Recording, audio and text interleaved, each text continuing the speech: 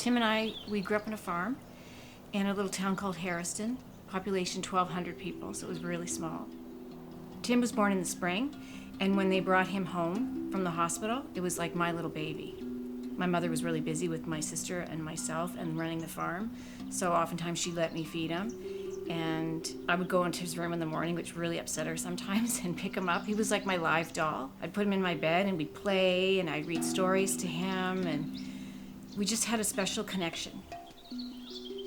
He was a funny man. He loved to laugh. He was a gifted teacher. Children were drawn to him. They loved him. He'd say to me, "Lizzie, settle down. Like, relax. Don't take yourself so seriously. Life's too short." He was calming. It was the morning of November 28th, 2014. I was driving that morning on my way to work. I was talking to my boss actually on the phone, and Tim's school called me. It was around 10 to 9. And I said to my boss, "I have to hang up. My brother's school is calling." And she said, "Okay, well, call me back if there's any problem." Because she knew about my brother and his medical issues. So the secretary said, "Elizabeth, your brother hasn't come in to work yet, and I can't get a hold of him." And I try phoning him, and he's not answering the phone, and he's not answering the phone at the apartment. I said, "Oh, okay. Well, I'll go there right now. I'll check and see if he's okay." And I hung up with her, and I knew.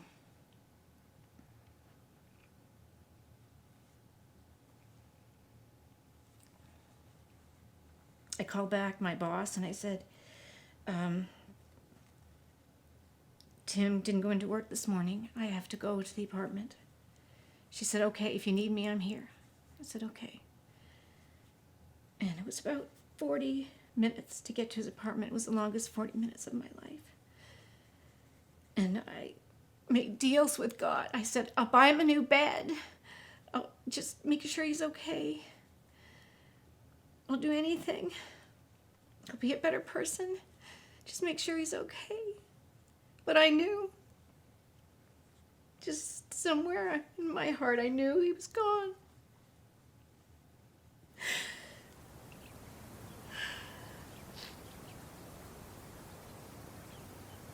He lived with epilepsy since he was 18 years old, and it got progressively worse. And I remember the last appointment with his neurologist, we talked about SUDEP, sudden unexpected death in epilepsy. And unfortunately, that's how Tim passed away. So essentially, he died in his sleep. He probably just stopped breathing. Whenever he had a seizure, I was the one that they would call. And when I left the city, he took me off that list because I was too far away. And he asked his good friend, and she said no. So he didn't have anybody. I didn't know this till after. The night that he died, he came to me in a dream. He was in the forest, and there was a deer in front of him. And I woke up gasping for air. It freaked me right out. I went to a very dark place. I was angry for a long time. I'd never experienced grief like this in my life. It split me wide open. Actually, one of my employees took me out for lunch one day. She said, "Elizabeth, you need to go away. You're not yourself. You need this." And she's the one that set it up for me. So I went to Bali in June of 2016. I was really excited. I was scared too. I was going on my own. I went with the Wild Women Expedition, so I didn't know anybody. When I got there was just this overwhelming sense of peace.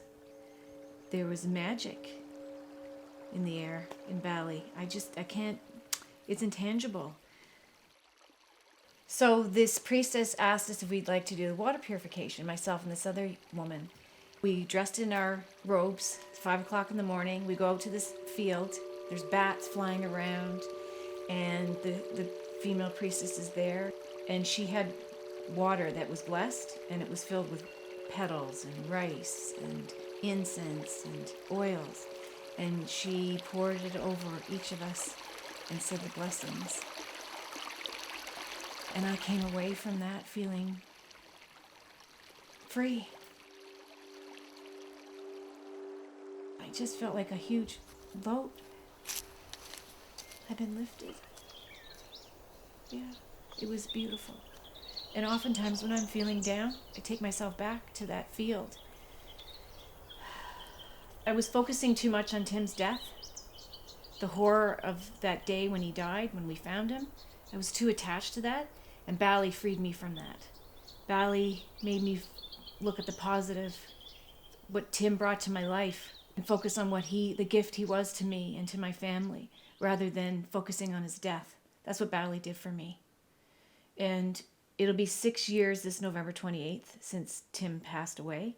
So now when I think of Tim, I think of happy moments that made me laugh, because he loved to laugh. So I honor him by remembering those times. One time when he was living with us in the basement, we had a new puppy, and we put her in a crate, and we put 2 pillows in the crate just to make sure she was comfortable. And I had all these guests upstairs. It was Passover dinner, and the dog kept barking. So Tim and I went downstairs just to make sure she was okay. And there were feathers everywhere. She had ripped open the 2 pillows.